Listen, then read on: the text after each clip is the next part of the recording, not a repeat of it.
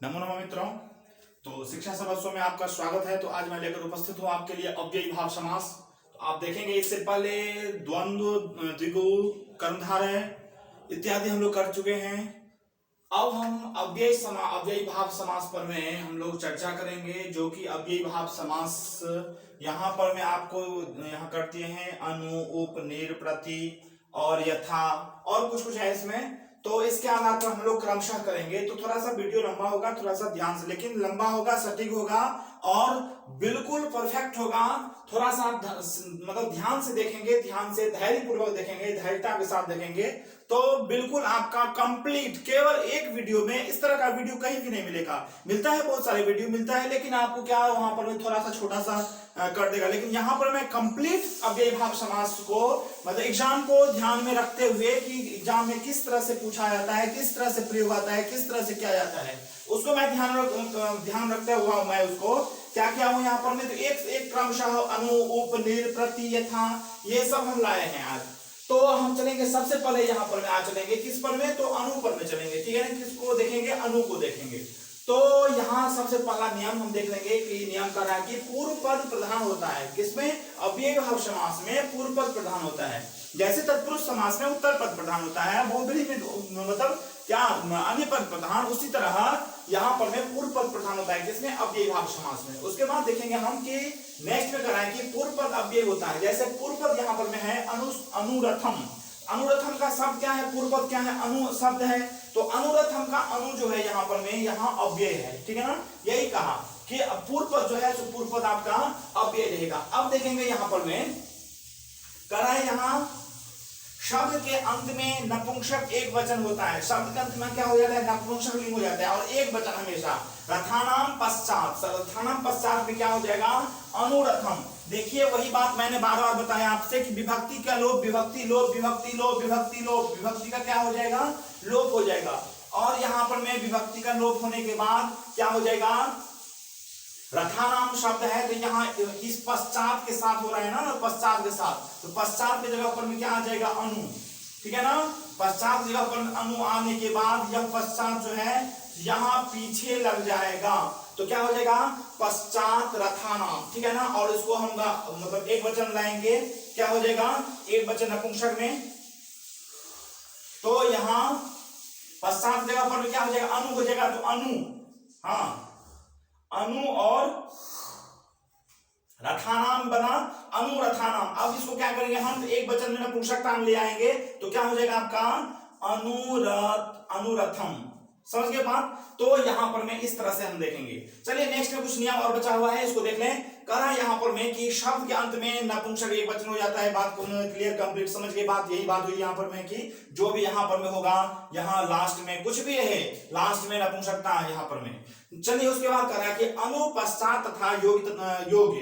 अनु शब्द जो है यहाँ पर, अनु जो यहाँ पर अव्यय है, इसको क्या करते हैं हम, तो पश्चात और योग्य के साथ हम समास करते हैं। ठीक है ना, योग्य के साथ और पश्चात के साथ मतलब क्या, विग्रह और समस्त पद क्या होता है, अनु के साथ होता है। ठीक ना, इनके स्थान में ये हो जाते हैं। चलिए अब क्या कर रहा है कि प्रथम पद में षष्ठी विभक्ति होती है। बात ध्यान रखना है, ये इसको ख्याल रखना है, क्योंकि हर में जो भी चेंज होगा, हर में कुछ ना कुछ चेंजिंग आएगी इसमें। तो प्रथम पद में क्या हो जाएगा, प्रथम पद में षष्ठी विभक्ति होती है। षष्ठी विभक्ति कौन सी विभक्ति, षष्ठी विभक्ति होती है प्रथम पद में। किस पद में, प्रथम पद में। पद कितने हैं इसमें, दो पद हैं।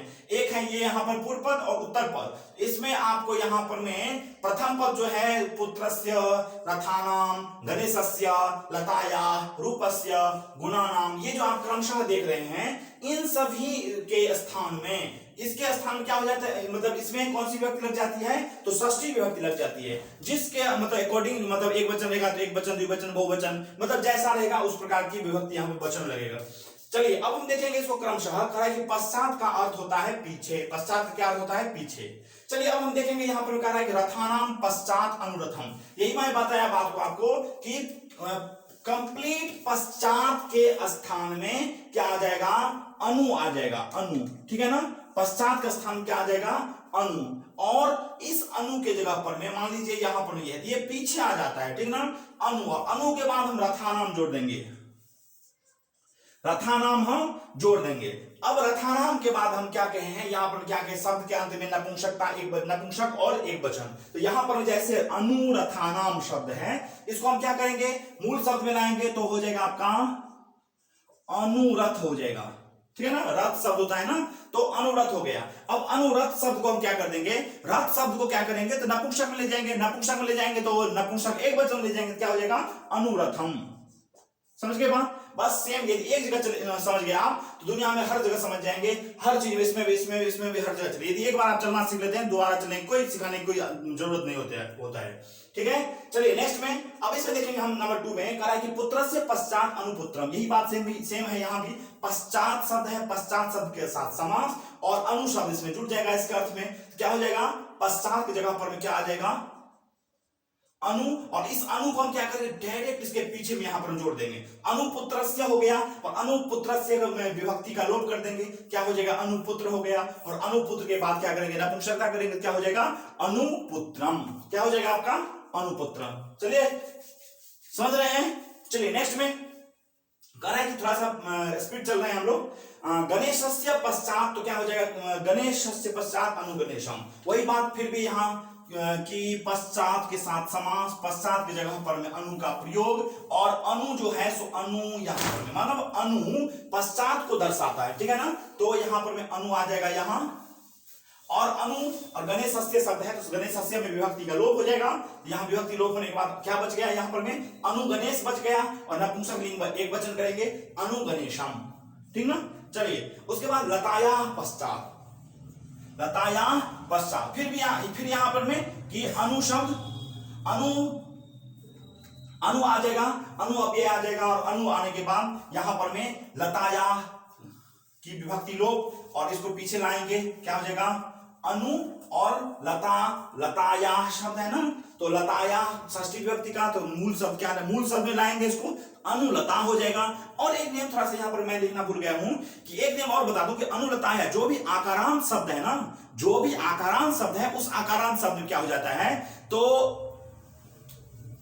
जोड़ते समय ह्रस्व होता, जैसे अनु और लता शब्द है, जैसे मैं यहां बता दूं आपको, अनु और लता, आप बताते हैं ना, आप कहेंगे ना कि भाई यहाँ पर जब हर जगह रथ शब्द हुआ, पुत्र शब्द हुआ, और उसमें मौ जोड़ दिए, नपुंसक एक वचन कर दिए, यहां भी अनुलताम हो जाएगा।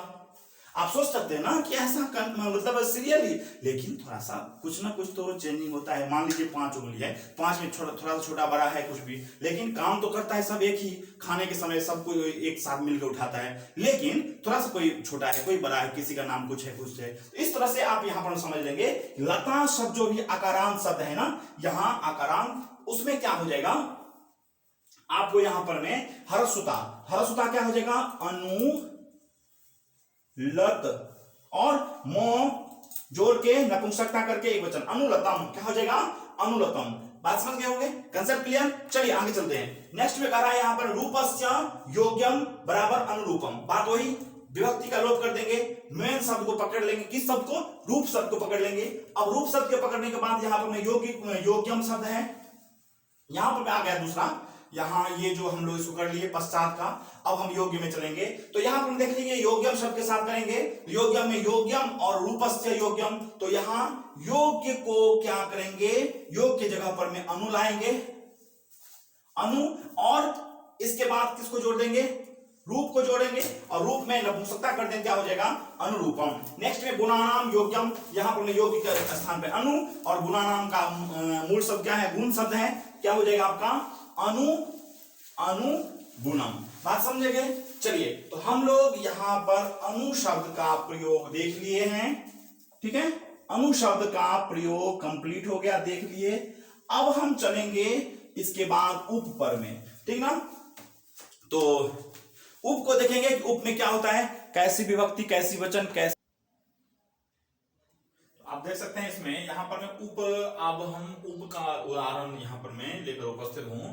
तो उप देखेंगे, यहाँ इससे पहले हम लोग कर चुके हैं उसका अनु का, अब उप में आ जाएंगे। करेक्ट, उप का अर्थ हो जाता है समीप, ठीक है ना, उप का अर्थ क्या हो जाता है, समीप। तो समीप कहा है कि, और समीप नेक्स्ट में कहा है कि प्रथम पद में षष्ठी विभक्ति, ठीक ना।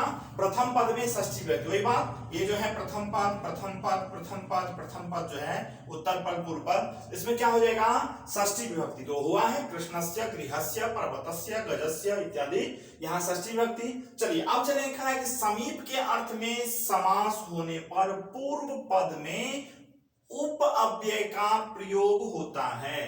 जब हम समीप के साथ समास करेंगे, गृहस्य समीपम, समीप के साथ हम क्या कर रहे हैं यहाँ पर में, तो समास कर रहे हैं। तो समीप के साथ समास करने पर में, जैसे कृष्णस्य समीपम में समीप के साथ हम समास करेंगे, तो समास करने के बाद क्या हो जाएगा, पूर्व पद में यहाँ पर में उप अव्यय का प्रयोग हो जाएगा, ठीक ना। यहाँ समीप के जगह पर में क्या हो जाएगा, समीप के जगह पर में, समीप किसका अर्थ बताता है, उप समीप हो गया, ठीक ना। तो यहाँ समीप के जगह पर में हम किसको लाएंगे, उप को लाएंगे, ठीक, उप को लाएंगे।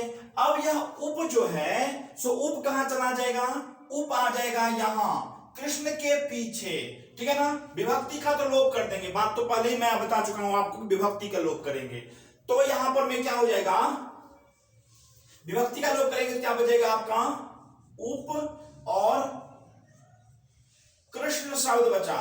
अब मैं बताया हूं इससे पहले आपको कि यहां लास्ट में जो यहां पर में ये समस्त पद में नपुंसकता और एक वचन, ठीक ना, तो क्या हो जाएगा, उप कृष्णम, नपुंसकता और एक वचन, ठीक ना, बात समझ गए। तो क्या हो गया, कृष्णस्य समीपम, तो यहां उप आ जाएगा पहले और कृष्ण शब्द को जोड़ देंगे उप के साथ, तो उप कृष्ण और नपुंसक एक वचन, तो उप कृष्णम। नेक्स्ट में सेम क्या करेंगे, कहा है कि गृहस्य समीपम, तो गृहस्य समीपम, समीप के साथ समास, ठीक ना।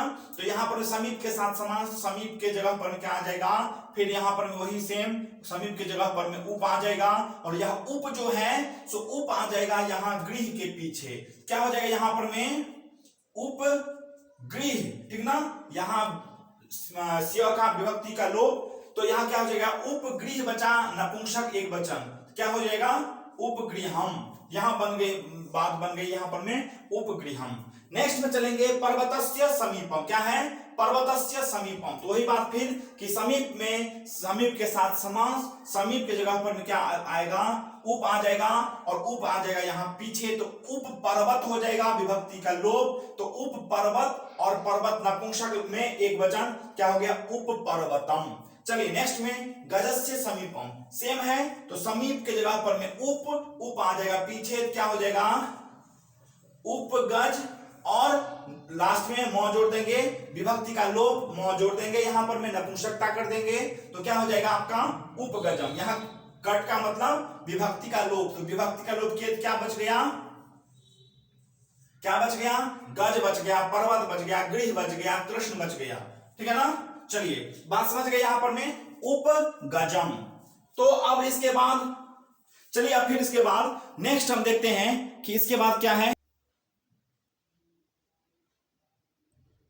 अब देखेंगे हम लोग इसमें सह समीप सहित, और उसके बाद प्रथम पद में तृतीया विभक्ति, ठीक है। चलिए नेक्स्ट में देखेंगे, कह रहा है कि सहित के अर्थ में होने पर पूर्व पद में स्व अव्यय क्या हो जाता है, स्व अव्यय प्रयुक्त होता है, ठीक है ना। सहित शब्द के साथ, सहित शब्द के साथ जब हम समास करते हैं, यहां पर में सहित शब्द के साथ जब हम विग्रह करते हैं, ठीक, तो यहां पर में सह शब्द, स्व शब्द के साथ समास हो जाता है, ठीक। तो यहां पर देखेंगे अव्यय प्रयुक्त होता है, क्या कहा, सहित के अर्थ में होने पर पूर्व पद में स्व अव्यय प्रयुक्त होता है, मतलब सहित के साथ जब हम यहां पर में विग्रह करेंगे, तो यहां पर में स्व शब्द के साथ स्व जो है सो अव्यय प्रयुक्त हो जाता है, कहां, पूर्व पद में। यह पूर्व पद है, इसके पूर्व में स्व लग जाएगा, जैसे चित्रेण सहितम, क्या है, चित्रेण सहितम।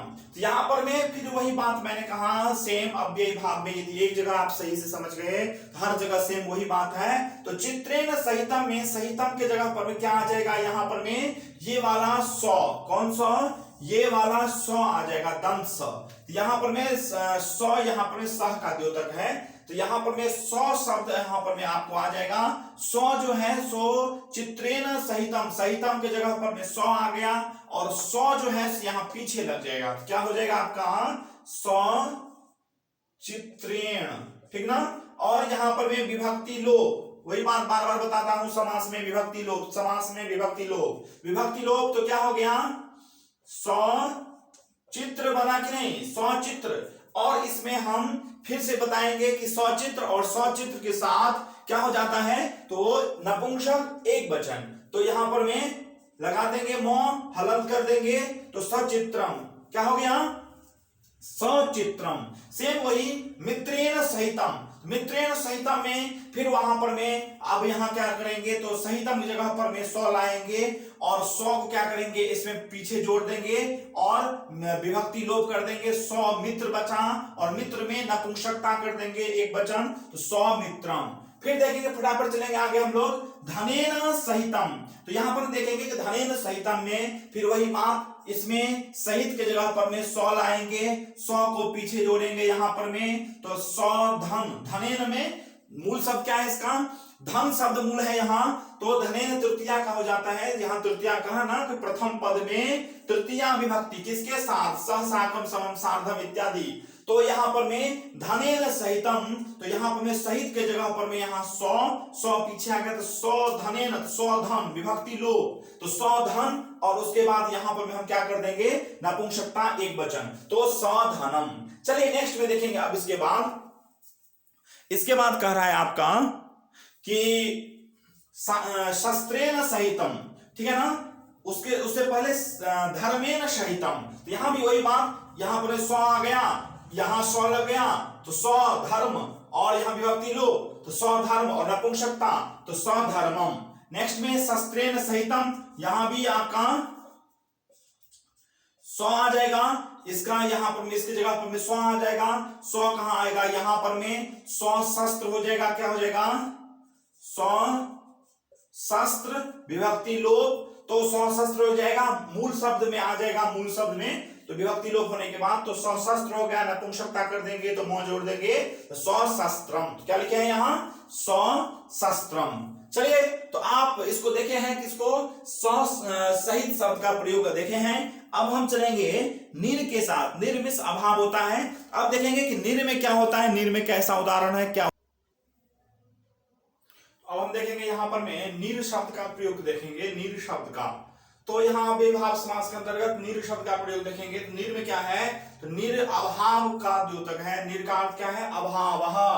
अब इसमें प्रथम पद में षष्ठी विभक्ति, प्रथम पद में कौन सी विभक्ति, षष्ठी विभक्ति हो जाती है। अब देखेंगे यहाँ पर में 2 नंबर में कहा है कि अभाव के अर्थ में होने पर पूर्व पद में निर अव्यय का प्रयोग होता है। जब हम अभाव के साथ यहाँ विग्रह करेंगे, अभाव के साथ क्या करेंगे, अभाव के साथ जब हम विग्रह करेंगे तो हम वहां पर में इसके पूर्व में, पूर्व पद से में क्या करेंगे, निर अव्यय का प्रयोग करेंगे, जैसे हम लोग इससे पहले किए हैं। चलिए अब हम देखेंगे, जैसे जनानाम अभावः, तो अभावः शब्द है, इस अभावः के जगह पर में कौन आ जाएगा, निर, ठीक है ना, निर में हलंत है, ख्याल रहे, निर, तो निर अभाव के जगह पर निर आ गया। अब यह निर जो है जनानाम से पहले कह रहा है ना, अव्यय का प्रयोग, पूर्व पद में निर अव्यय का प्रयोग होता है, तो इससे पहले हो जाएगा। तो यहां पर में क्या हो जाएगा आपका,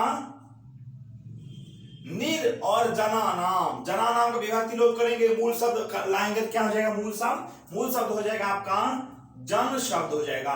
तो निर, भाई रॉ हलंत था, तो रॉ इसके ऊपर चला गया, क्या हो जाएगा, निर्जन हो गया। और नपुंसक करेंगे, नपुंसक एक वचन करेंगे, क्या हो जाएगा, निर्जनम, निर्जनम, ठीक है ना, वही यहां पर में लिखे हैं निर्जनम। चलिए नेक्स्ट में देखेंगे, फटाफट करेंगे हम लोग, थोड़ा सा वीडियो लंबा होगा लेकिन सटीक होगा, और बिल्कुल एकदम पूरे एकदम होल आपका सव्यय भाव का यहाँ पर मटेरियल आपको मिल जाएगा। यहाँ यदि समझ लेंगे आप और थोड़ा सा धैर्यता बनाए, थोड़ा सा देख लेंगे, तो आपको कहीं भी नहीं बौखने का जरूरत है, बिल्कुल यहीं पर भी सब कुछ मिल जाएगा। चलिए नेक्स्ट में देखेंगे, यहाँ पर में कह रहा है कि जलस्य अभावः, अभाव के जगह पर में फिर वही बात, अभाव के जगह पर में निर, ठीक है ना, और यह निर कहां आ जाएगा, यहां पर में जल से पहले, जल के पीछे यहां पर में लग जाएगा, पूर्व पद में यहां पर लग जाएगा, क्या हो जाएगा, निर, और जलस्य का विभक्ति लोप, तो विभक्ति लोप का मूल जल शब्द क्या हो जाएगा, जल,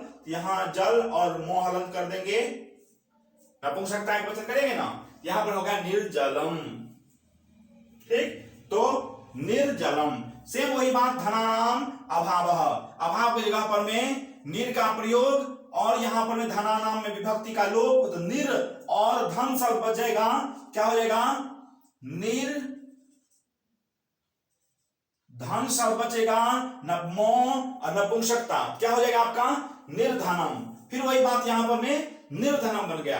अब देखेंगे हम 4 नंबर में करा कि बाधा नाम अभाव, अभाव का मतलब क्या हो जाता है। अब देखिए यहां पर अभाव मतलब किसी चीज का अभाव, तो यहां पर में अभाव शब्द की जगह पर फिर वही बात निर शब्द का प्रयोग हम करेंगे, और निर जो है सो निर कहां आ जाएगा, यहां पर आ जाएगा, यहां क्या हो जाएगा, निर्बाधा। ठीक है ना, तो क्या होगा यहां पर देख लीजिए थोड़ा सा, निर्बाधा, इसमें नपुंसकता करेंगे एक वचन, तो क्या हो जाएगा आपका निर्बाधम। ठीक ना, लेकिन यहां थोड़ा सा चेंजिंग होगा। इससे पहले नियम बताया था आपको कि जो भी निर्बाधा आकारांत शब्द है, बाधा ना, जो भी आकारांत शब्द है बाधा, उसमें क्या करेंगे, ह्रस्व ह्रस्व कर देंगे। आकारांत अव्ययी भाव में जो भी आकारांत शब्द मिले आपको उसको ह्रस्व कर देना है, तो निर्बाध। ठीक ना, और बाद में म जोड़ देंगे, निर्बाधम, निर्लतम, निर्विद्यम। ठीक है ना, चलिए विद्या नाम अभाव निर्विद्यम विद्यम। चलिए उसके बाद हो गया यहां, तो क्या हो गया, निर्बाधम। अब देखेंगे पुस्तका नाम अभाव, क्या हो गया, निर्पुस्तकम। फिर यहां पर में इस अभाव के जगह पर में निर का प्रयोग, और यहां निर आ जाएगा यहां पीछे, और पुस्तका नाम में विभक्ति का लोप, इसमें विभक्ति का लोप, विभक्ति लोप क्या हो जाएगा, पुस्तक शब्द आपका बच जाएगा। तो पुस्तक और निर को जोड़ देंगे तो निर्पुस्तक होगा कि नहीं, निर्पुस्तक, उसमें हम जैसे ही नपुंसकता एक वचन करेंगे क्या हो जाएगा, निर्पुस्तकम। तो हम इसको निर को देख लिए। अब निर के बाद प्रति के तरफ चलेंगे, प्रति बचा हुआ है, प्रति को देखेंगे, फिर उसके बाद एक बचेगा, फिर लास्ट। अब देखेंगे यहां पर में यथा शब्द अव्ययी भाव समास में यथा शब्द से पहले हम लोग बहुत सारे कर चुके हैं, अब यथा बच गया है। तो यथा में देखेंगे कि कह रहा है कि यथा शब्द अनतिक्रम्य का अर्थ होता है। यथा का अर्थ क्या होगा, अनतिक्रम्य। ठीक है ना, प्रथम पद में द्वितीय विभक्ति होती है। यहाँ पर में प्रथम पद में कौन सी विभक्ति हो जाती है, तो द्वितीय विभक्ति हो जाती है। ठीक है ना, प्रथम पद, पूर्व पद, उत्तर पद, यहाँ पर प्रथम पद में मतलब जो भी है इसमें सब में प्रथम पद में द्वितीय विभक्ति हो जाएगी। चलिए आप देखेंगे नेक्स्ट में, सेकंड में, दूसरा में देखेंगे। दूसरा में कह रहा है कि अनतिक्रम्य के अर्थ में होने पर पूर्व पद में यथा अव्यय का प्रयोग होता है। ठीक है ना, मतलब पूर्व पद में क्या हो जाएगा, तो यथा अव्यय का प्रयोग हो जाएगा। ठीक, जैसे होता है इससे पहले। चलिए नेक्स्ट में आप उदाहरण देखेंगे। उदाहरण सबसे पहले कह रहा है कि स्थानम अनतिक्रम्य, तो अनतिक्रम्य का अर्थ थोड़ा सा जान लेंगे। मतलब जब यहाँ पर हो जाए, मान लीजिए यथा मर्यादम, यथा मर्यादम शब्द है, तो मतलब ये समस्त पद होने के बाद यहाँ जो उत्तर पद है इसको नहीं लांघना चाहिए। इस अर्थ में आप समझ लीजिए, दिमाग में रख लीजिए, ऐसा अर्थ आपको भूलेंगे कभी नहीं।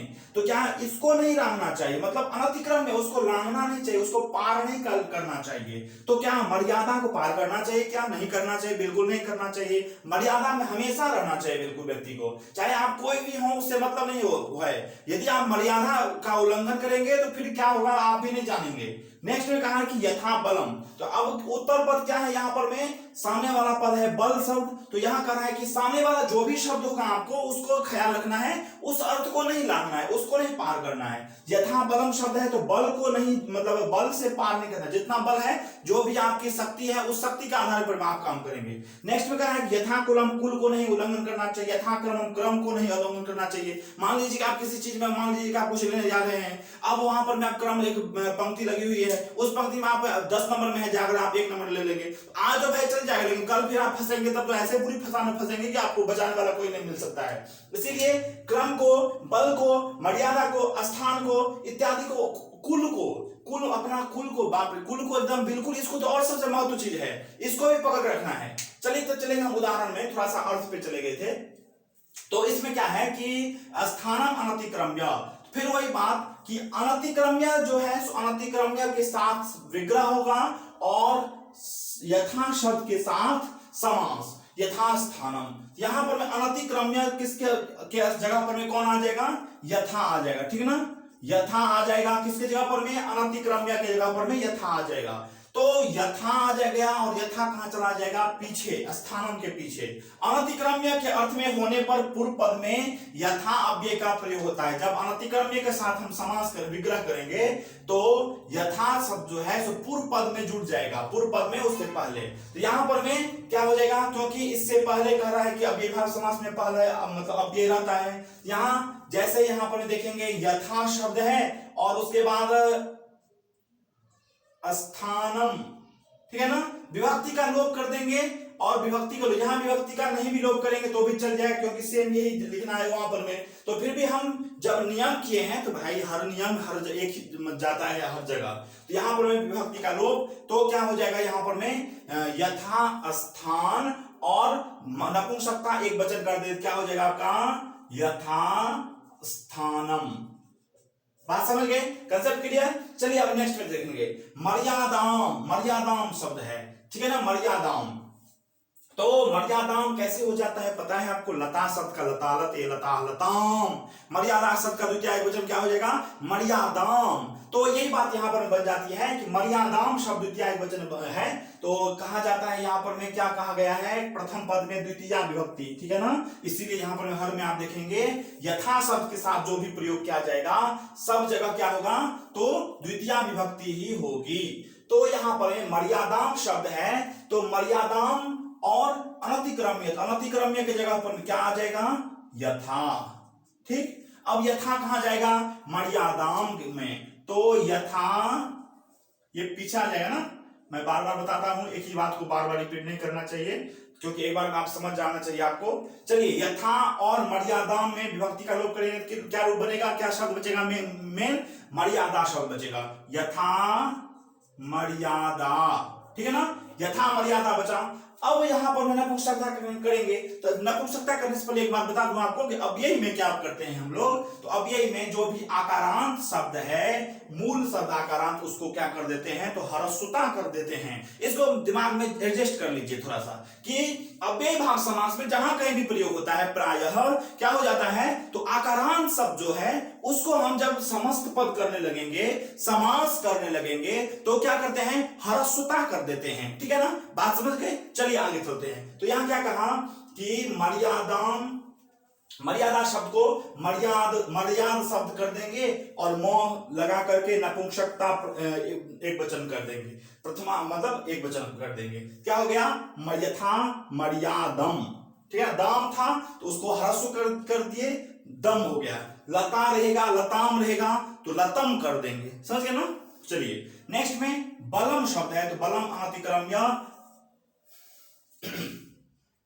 बलम अनतिक्रम्य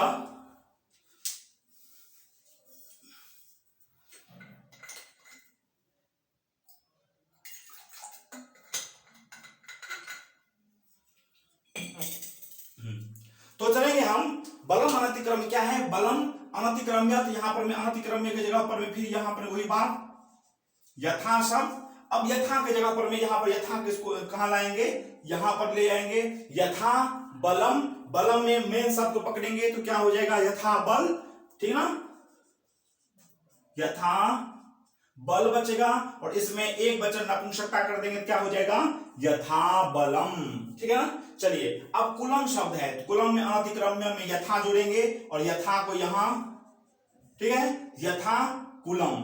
नेक्स्ट में अनतिक्रम्य शब्द है, इसको यहां पर में फिर यहां यथा करेंगे और यथा को क्या कर देंगे, क्रमम में यथा जोड़ देंगे, ठीक, और क्रम को करेंगे नपुंसकता एक वचन कर देंगे, यहां एक्चुअली पहले से है तो क्या हो जाएगा, यथा क्रमम, ठीक है ना। तो यहां पर यही बात है, यहां भी लिखा हुआ यथा क्रमम। तो आप देख लिए हैं कि क्रमशः एक एक करके हम लोग अव्यय भाव समास कर लिए हैं, तत्पुरुष किए हैं, इससे पहले सारा कंप्लीट मतलब हो चुका है। अब केवल बच गया है आपका बहुब्रीहि समास। तो नेक्स्ट वीडियो जरूर आप सब्सक्राइब कर लें ताकि नेक्स्ट वीडियो जब हम डालें अव्यय भाव समास तो आप तक पहुंच सके।